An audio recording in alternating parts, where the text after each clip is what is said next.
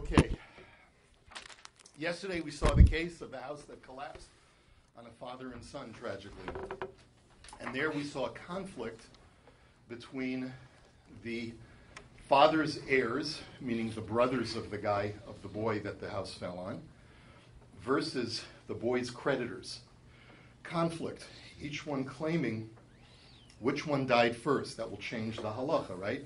If the father died first, then Reuven, the son, Yaakov and Reuven, the father and son. If Yaakov died first, then Reuven is an heir, and then the creditors have the ability to collect on their debt. But it means that the other heirs, Shimon and Levi, are going to end up losing a portion of their estate. But if Reuven died first, then Reuven collects nothing from the estate. Creditors are out of luck, right? So we had a machlokus between Beis Shammai and Beis Hillel. Beis Shammai had said, well, you don't know, yachloku, you have to split it because we don't know who's right and who's wrong. We don't know who died first. Beis Hillel says you put the money in its, keep the money in its chazaka. Now, what does it mean in its chazaka? There's an assumption that heirs are heirs. In other words, they have a foothold in the estate of the father no matter what, regardless of whether Reuven died first or Reuven died after the father. They will still be heirs no matter what. So therefore, they are the assumed owners and the possessors of the estate, and therefore any creditor of Reuven who wants to try and extract money from the estate will have to bring proof. That was what we saw yesterday. Now we're going to see another two Mishnayos today on Daf Kuf Nun Ches, which change the scenario somewhat. Mishnah says, Nafal habayis alav al ishto. Now we have not a father and son, but a husband and a wife. Now, when a woman gets married, she brings potentially certain assets into the estate with her. There are two types of assets. One is called nichsei tzon barzel, and the other one is called nichsei milug. We just need to review what those two things are. Nichsei tzon barzel are assets which have a price, a dollar value on them, and they're usually, but not always, but usually they're metaltalin, they're chattel, such as jewelry, livestock, and so forth. She brings them into the estate. They are recorded in the ksuva in their dollar amount, which means the husband now takes control of those items. They belong to him essentially, but he owes his wife a fixed dollar amount upon termination of the marriage, regardless of what happens. So let's say she brings in a very valuable diamond necklace. It's worth $10,000. If over the course of the marriage, that diamond necklace gets lost or it gets damaged, regardless of what its value is upon termination of the marriage, the husband has to owe her $10,000 in addition to the value of the ksuva. That's nichsei tzon barzel. Nichsei milug is a different kind of asset. It's usually real estate, which she remains the title holder of the asset, such as a piece of property, but the husband has full utility, as a kinyan peiros, is a full utility of that asset over the course of the marriage. So basically, the difference between nichsei tzon barzel and nichsei milug is that nichsei tzon barzel, really the husband is the owner, at least is the full possessor of that property. And when it comes to nichsei milug, she's the owner, and it's just that the husband has full use of that item, of that asset, of that property. Okay? So it's important to note that distinction. And of course, we also know that when a husband dies before his wife, she's entitled to collect her ksuva, in addition to these other things that she can take back from the marriage with her. But what happens if she dies first? If she dies first, then a husband inherits all of her assets, her nichsei milug, her nichsei tzon barzel, and he doesn't have to obviously pay the ksuva because he survives her. So this is a big issue. We don't know whether the husband died first or whether the wife died first. So we've got another conflict. And here it is, Yorshei Habal Omrim Isha Mesa Rishon. So the heirs of the father, let's say the husband and wife don't have any children, but the husband has children from a previous marriage. So they're saying that our stepmother, right, the woman died first, and therefore our father received all of her assets, and that should be coming to us as far as our Yerusha is concerned. But and then our father died, so we get everything. Yorshei ha'isha omrim ba'al meis rishon v'achar kach meisa isha. But let's say she doesn't have any children, this woman. So let's say assume her heir is either her father or her brother. Her father says, no, the husband died first, so she gets to take back the ksuva, the nichse milug, the nichse tzon barzel. All of that goes to her now, and that should be coming to us. So Beis Shammai omrim yachloku, similar machlokus over here. Beis Shammai say, split it, because we don't know who's right. Beis Hillel omrim nechasim b'chezkasa. And Beis Hillel say that the property, now that word property is very ambiguous. The Rashbam tells us that the word nechasim over here, without the Rashbam, we'd have no idea what this Mishnah means. The Rashbam says nechasim means her nichse tzon barzel. Nichse tzon barzel, specifically, remain in the assumed possessor's possession. Now, that also is not clear. The Gemara is going to have to explain that. Uchesuva. Now, what's the status of the ksuva? Does the husband's estate have to pay to the wife or her heirs or not? B'chezkas yorshei habal. Since the husband was clearly the possessor of the money for the ksuva, no, that stays within the husband's family and his heirs. Nechasim hanichnasim v'hayotzim ima. But what about the nichse milug? That's nichnasim v'hayotzim ima. That comes in and out with her. I mean, she retains title on that property. That b'chezkas yorshei ha'av. That goes to her father's family, meaning that goes back to her side of the family, the heirs, because she was the title holder on that property as well. So we have, again, three different kinds of property in question: nichse tzon barzel, ksuva, and nichse milug. These three are addressed by Beis Shammai says you split everything. Beis Hillel say that you look at each one separately. The ksuva for sure gets to be kept by the husband's family. The nichse milug gets for sure to be kept by the wife's family. Nichse tzon barzel remains in its chazaka. What do those words mean? The Gemara is not going to explain. The Gemara says, b'chezkas mi, with whom does the nichse tzon barzel remain? So, Rabbi Yochanan Omar b'chezkas yorshei habal, Rabbi Elazar Omar b'chezkas yorshei ha'isha. Rabbi Yochanan says it's assumed to stay with the husband, and Rabbi Elazar says it's assumed to stay with the wife. Now, the reason for the heirs of the wife, why is that? What are the two arguments? So Rabbi Yochanan's argument as to why it should stay with the husband is because, remember, what did we say about Nichse Tzon Barzel? He becomes the muchzak, he becomes the possessor of that property, and he owes it as a debt to his wife. So since it's in his full possession at the time of this death, we don't know which one died first, we assume it stays with him until proof can be brought otherwise, and therefore it goes to his heirs.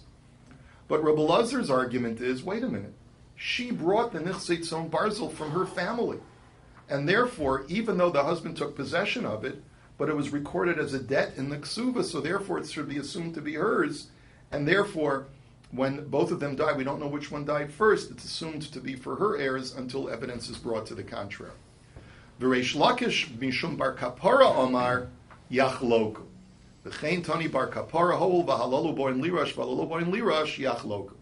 However, Reish Lakish, citing a brisa of bar kapara, states that the Nichse Tzon Barzel, there are equally strong opposing arguments, and therefore when the Mishnah says over here, Nechasim b'chezkasan, it means something unique to this Mishnah, which is, even though normally a chazaka means it belongs all to one person, over here it means, since you have two opposing arguments, both the husband and the wife have a din of a muchzak, and therefore even Beis Hillel would agree that for the Nichse Tzon Barzel, you split it. So therefore, let's say the $10,000 diamond bracelet, we don't know where it is anymore. So or let's say we do know where it is. You sell it, and the $5,000 goes to the heirs of the husband, and $5,000 goes to the heirs of the wife. Okay, let's go on to the next mission. Now we have a third case of the house falling on two people. Nafal habayis alavi al ima. Now we have another case, which is the house falls not on a father and son, but on a mother and a son. The mother is an almana. So we're gonna make up the names now, like the Rashbam does. The mother's name is Rachel. Her son, she used to be married to Yaakov. Yaakov's already passed away. Rachel's son is Yosef. She only has one son, Yosef. And Yosef has stepbrothers from Yaakov's previous marriages, but this is the only son of Rachel. And the house falls upon Rachel and Yosef. We don't know which one passed away first. We don't know which one died first. So, Elu ve'elu modim shiachloku. In this case, both parties, both Beis Hillel and Beis Shammai, agree that you split it. Now, the reason for that is because there's no chazaka over here. You know, and also the two parties are coming with equal claims. And so let's explain this. In our first Mishnah that we saw yesterday, where it's a father and son, who were the two claimants in the assets of the two decedents? One was a creditor, and one were the heirs, the other heirs of the deceased father. So since you have a claim of a creditor versus an heir, the heir, according to Beis Hillel, always trumps the creditor because an heir has a greater foothold in the estate than a creditor does. So that's why Beis Hillel says it all goes to the heirs. In the previous case in our Mishnah, there's clearly a muchzak depending upon what kind of asset it is. If it's a ksuva asset, the muchzak is the husband. If it's a nichse milug asset, the muchzak is the wife. But over here, there's no greater muchzak in the almanas, in Rachel's assets. The two heirs have equally valid claims. Yosef's heirs say that Rachel died first and then Yosef, and we, let's say Reuven, Shimon, and Levi, his half-brothers, we are his heirs, and we have just as much rights to collect from Yosef as does Rachel's brother Lavan. Right? Let's say Lavan is the other claim. So it's Lavan against Reuven, Shimon, and Levi. Right? Each one of them has an equal claim. Neither one is more of a muchzak in Rachel's assets. And therefore, since we don't know which one is the legitimate heir, even Beis Hillel agreed that you should split it in that kind of situation. So, Omar Rabbi Akiva. So Rabbi Akiva says, no, I disagree. Moda ani bezusha nechasim bechezkasan. I disagree. I hold that here too there's going to be a machlokus between Beis Shammai and Beis Hillel. Beis Shammai will say split it, but Beis Hillel will say there is a muchzak over here. There is a possessor that has a stronger valid claim than the other party. Now he doesn't say which one it is. He doesn't say whether Lavan has a more valid claim or whether Reuven, Shimon, and Levi have a more valid claim. Well, the Gemara is going to have to explain that. Amar lo ben Azai. So Ben Azai objected to Rabbi Akiva's suggestion because he said, "Ala chalukin anu mitztairin, ela shabasa lechalek aleinu es hashavim." He says it's bad enough that we have anguish over the previous two case mishnayos where there was a machlokas. Now you want to add another machlokas where we thought everyone was in agreement.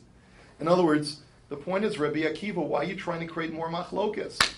We should create harmony whenever we can and avoid machlokas, right?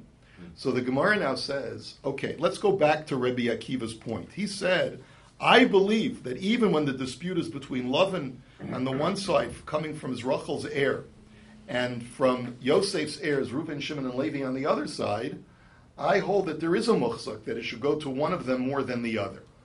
So, b'chezkas mi. So who is that? He doesn't say. So Rabbi Ila Omar b'chezkas yorshei ha'em, Rabbi Zera Omar b'chezkas yorshei ha'bein. So it's a machlokas amoraim. Rabbi Ila said it should stay with the mother's side, meaning it should go to Lavan. And Rabbi Zera says, no, it should go to Yosef's heirs, Yosef's half-brothers, Reuven, Shimon, and Levi. The Rashbam explains the two opposing svaras. Rabbi Ila's svara is that whenever we have, you see, the mother Rachel comes from one shevet, and Reuven, Shimon, and Levi come from another shevet. They come from the deceased husband's Yaakov's shevet. Whenever there is an option of keeping assets within a shevet versus transferring them out of a shevet, only as a last resort do you ever transfer assets outside from one shevet to another. And that's what makes Rachel's family the muchzak more over here. That's his argument. Because Lavan is from the same shevet as Rachel, he's more of a muchzak than Reuven, Shimon, and Levi, who are from another shevet. Is it talking about Karka? It says by B'nai Slavcha. That's why it says by B'nai Slavcha. But it's Karka there. So we're talking about property in general, and so assuming that there's real estate in the property as well. I don't know that you have to necessarily say dafka limit yourself to real estate, but that's the general idea: is that you should always strive to never transfer property from one shevet to another. The opposing svara is, who is a closer heir to Rachel, her son or her brother? The answer is her son. So those who are coming mikoach the son have a stronger claim. And who are those people who are coming mikoach the son? Reuven, Shimon, and Levi.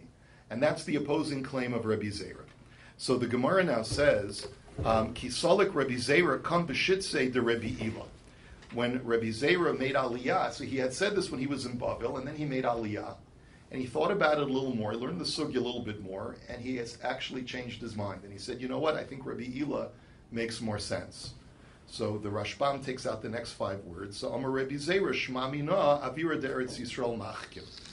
We can infer from here that the heir of Eretz Yisrael makes one wise. A very, very important quote.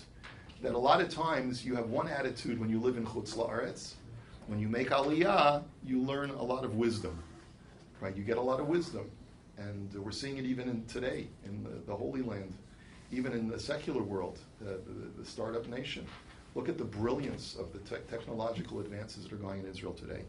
But not only that, but Talmud Torah increases in value. That's why we send our children to learn in Eretz Yisrael, because we believe that the heir of Eretz Yisrael has this existential quality to it that transcends understanding. And the Rabbi Zera said, you see, I was able to come to the truth when I made Aliyah. Why did the Rashbam take it out? Because he didn't agree, or he didn't live there? No, the Rashbam just says there are 5. So those 5 words were taken? No, the words that he took out I did not read. Oh, okay. V'taimamai.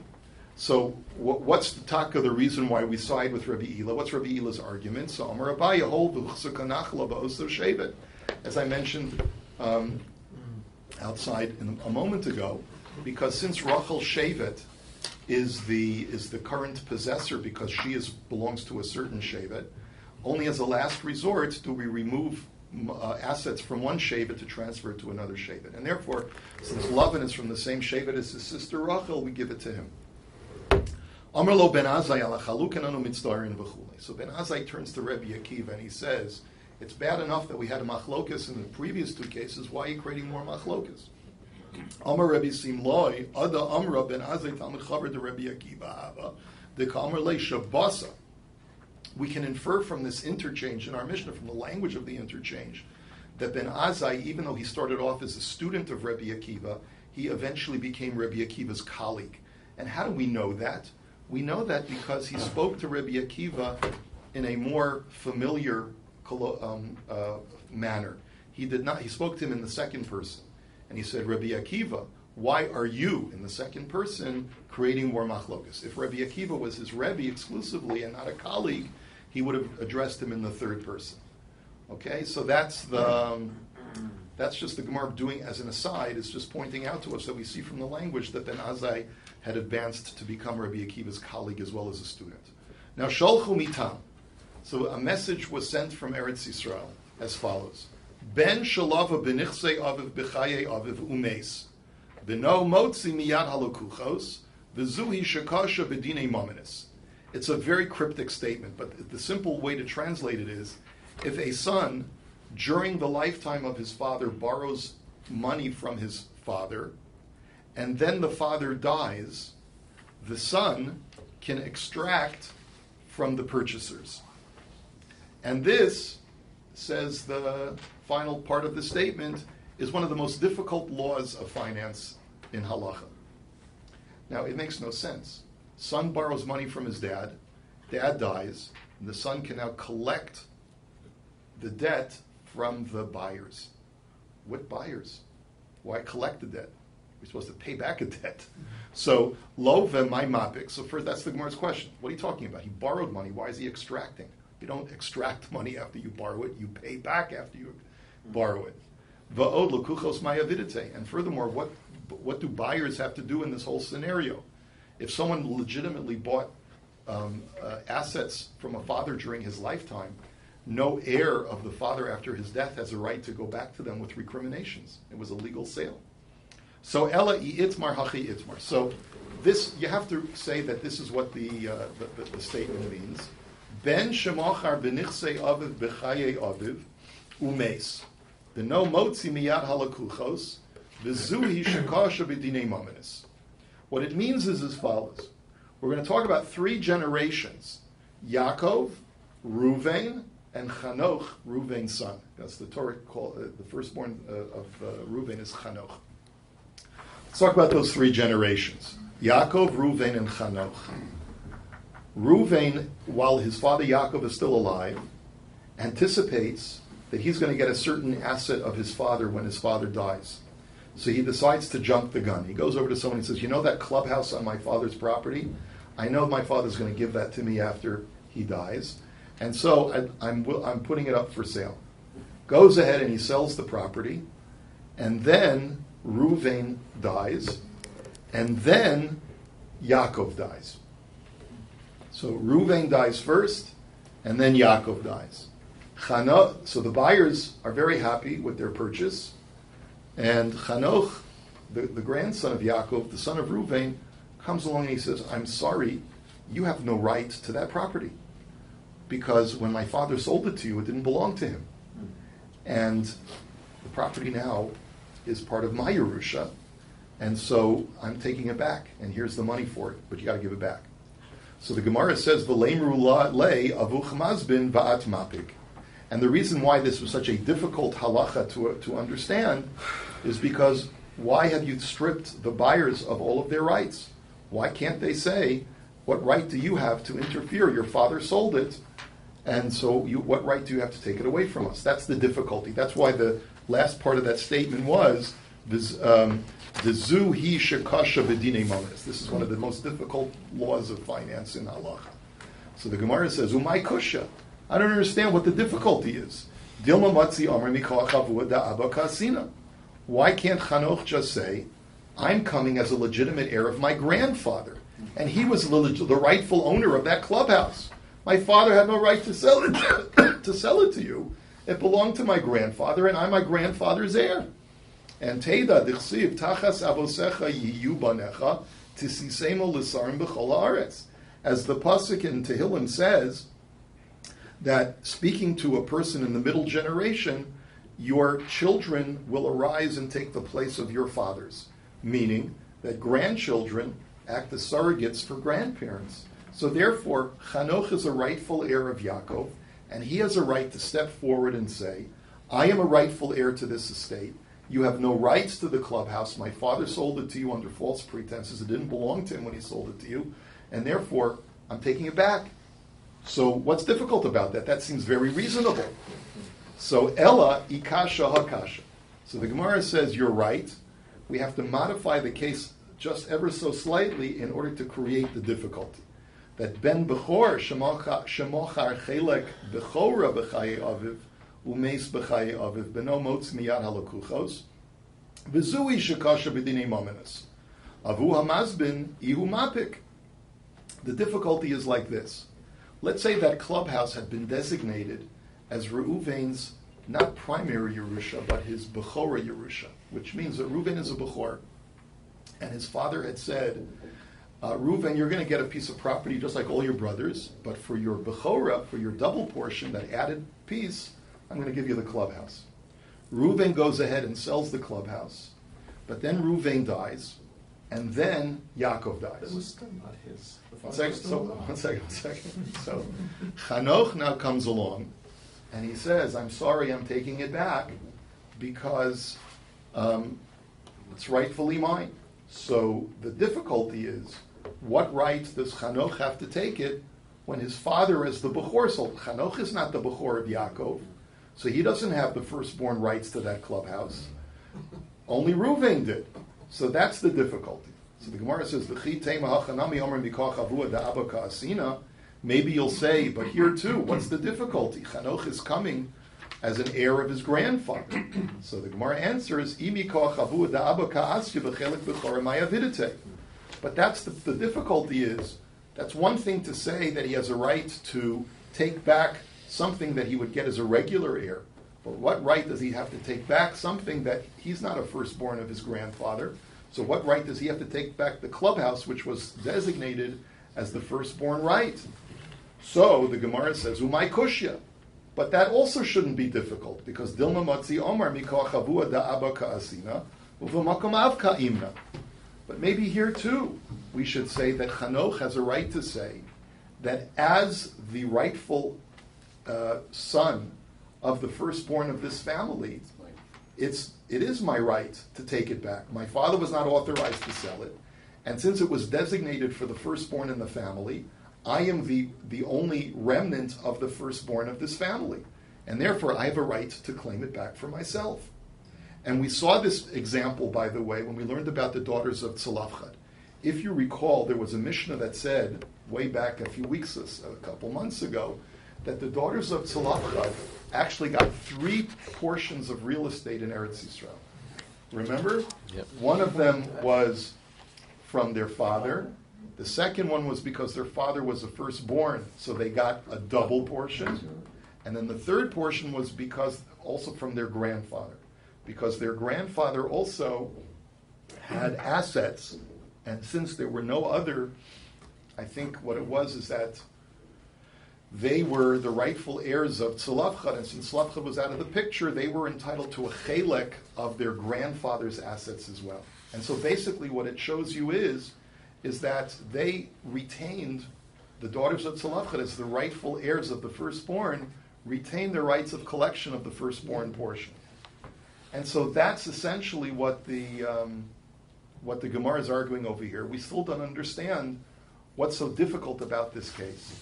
Why the statement was from Eretz Yisrael that this is a very difficult halacha. It doesn't seem difficult at all. Chanoch has every right to take it back. So the Gemara is going to have to modify it again. Stay tuned. Same bad time, same bad channel.